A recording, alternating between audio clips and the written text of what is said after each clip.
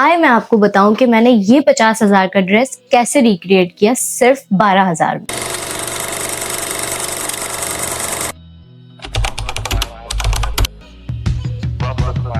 Fashion designing तो हमेशा से मेरा पैशन रहा है, लेकिन मेरी चॉइसेस थोड़ी सी एक्स्ट्रा एक्सपेंसिव है जो मेरी सैलरी से तो बिल्कुल मैच नहीं करती। तो आज का ये व्लॉग स्पेशली उन लड़कियों के लिए है जो अपनी ख्वाहिशें और बजट के बीच में फंस जाती हैं। इस ड्रेस को बनाने में मुझे बहुत सारी मुश्किलें आई। इसकी स्टोरी जानने के लिए हमें चलना पड़ेगा थोड़ा सा पीछे मतलब पास्ट में।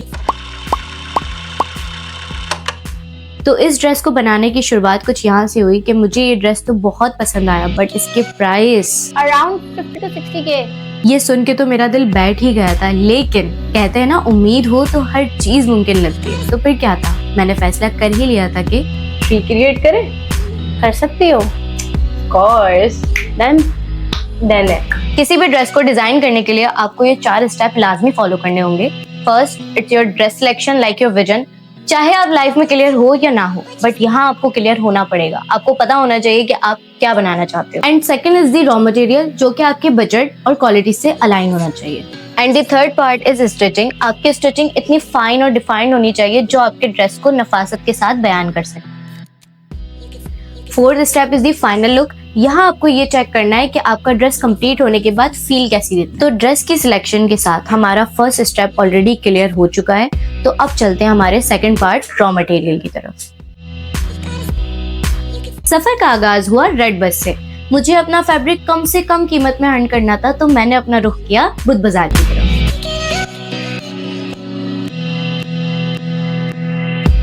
बुद्ध बाजार अपने आप में ही एक समंदर है, तो लेट्स सी मुझे यहाँ पर मेरे पसंद का मोती मिलता है या नहीं। फिर मुझे दूर से दिखा कि शायद ये मेरे फॉल के कपड़े से मैच कर रहा है, बट वो कहते हैं ना दूर के ढोल तो सुहाने लगते हैं, और ये बिल्कुल भी मेरे फॉल के कपड़े से मैच नहीं कर रहा था। ये बहुत ज़्यादा गोल्डन टच पे था। मैंने इन्हें पिक्चर भी दिखाई कि यार इस टाइप का कलर है तो मुझे दिखा दे, बट इन्होंने कहा कि नहीं है यहाँ पर कलर। तो मुझे बिल्कुल सेटिस्फेक्शन नहीं हुई वहाँ से। मैं दूसरी शॉप पे भी गई, बट वहाँ पर भी मुझे डिसअपॉइंटमेंट का लेवल बहुत हाई मिला। लेकिन कहते हैं ना कि उम्मीद नहीं छोड़नी चाहिए। मुझे मिली फिर एक रैम्बो शॉप। गाइज मैं इसको तो रैम्बो शॉप ही कहूँगी इधर, क्योंकि इतने सारे कलर्स थे, लाइक इतने सारे कि मैं आपको बता नहीं सकती। और मैं यहाँ पर बहुत खुश तो थी लेकिन बहुत ज़्यादा कंफ्यूज भी हो रही थी, क्योंकि मुझे यहाँ पर सिलेक्शन में बहुत परेशानी हो रही थी। लाइक कौन सा कलर कैसे चूज़ करना है, कैसे नहीं करना, और मेरे शरारे में सिर्फ और सिर्फ कलर्स का गेम था।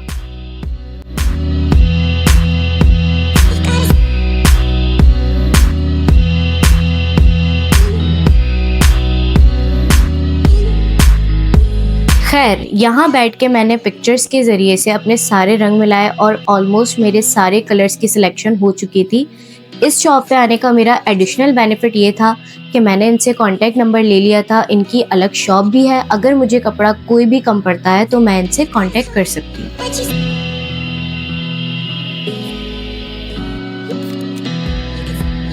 और फिर इतनी मेहनत के बाद मुझे मिल गया फाइनली मेरे फॉल का कपड़ा, और ये इतना ज्यादा सिमिलर था जैसा मुझे चाहिए था, बिल्कुल वैसे ही।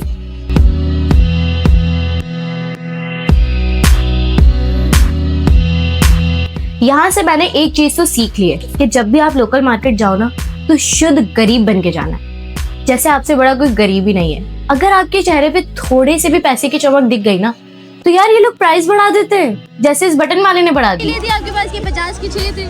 धागे बोल रहा थी, 50 के 6 धागे। धागे नहीं बोले आपने, 50 के 6 धागे। 50 देखा फ्लो भी नहीं बन रहा। तो 50 के 6 में आवाज 50 के 6 धागे लियो बनी।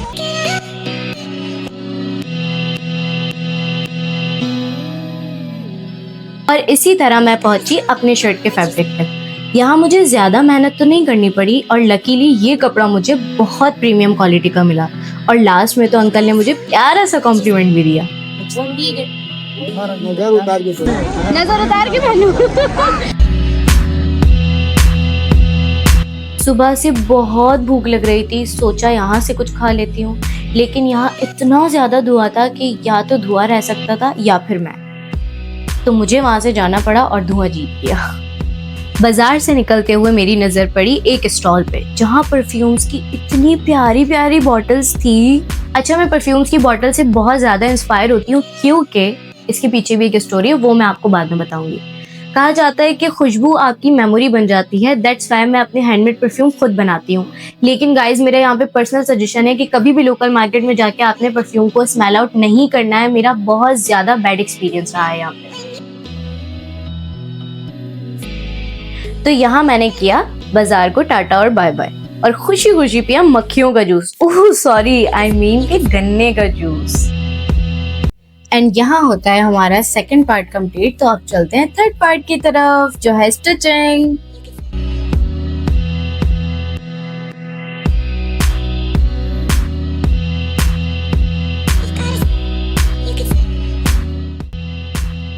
सिलाई की शुरुआत कटिंग से की, साइज के अकॉर्डिंग कपड़ा कट किया और एज अ सैंपल एक कली कट की ताकि मुझे एक स्टैंडर्ड साइज मिल जाए और उसी साइज पे मैं अपनी सारी कलियां कट कर सकूं।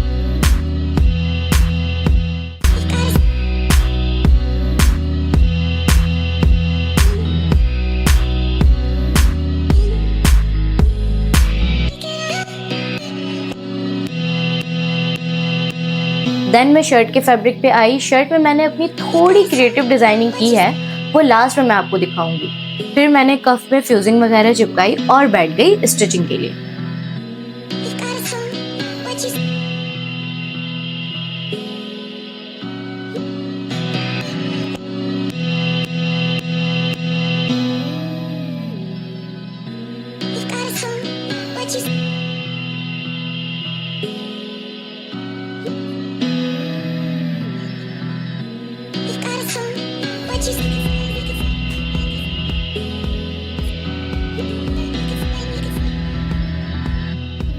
ये प्रोसेस बहुत ज़्यादा टाइम टेकिंग था, so let's skip the video.